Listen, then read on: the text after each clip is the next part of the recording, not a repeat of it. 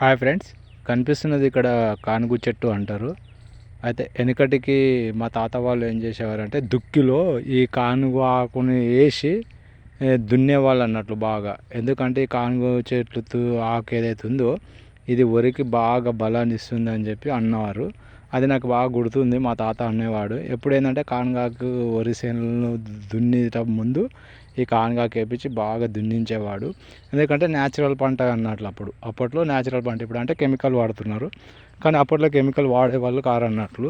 చూద్దాం, నేను ఆ పద్ధతిలో వాడదామని నేను ఇప్పుడు ఏంటంటే కానుగాకుని చల్లుతున్నాను. నాకు స్టార్టింగ్లో దుక్కిలు వేద్దామంటే టైం లేకుండే, కాబట్టి ఇప్పుడు ఏం చేస్తున్నా అంటే పైకి వెళ్ళి వేసి చూస్తున్నాను. ఎందుకంటే ఇప్పుడు నేను వేసే ఈ వరి ఏదైతే ఉందో దీంట్లో ఎలాంటి కెమికల్ వాడట్లేదండి, ఓన్లీ ఆర్గానిక్గా చేస్తున్నాను. దిగుబడి తక్కువ వచ్చినా పర్వాలేదు, ఎక్కువ వచ్చినా పర్వాలేదు, కాకపోతే న్యాచురల్గా పండిద్దామని పండిస్తున్నాను. ఓకేనా ఫ్రెండ్స్, థ్యాంక్ యూ.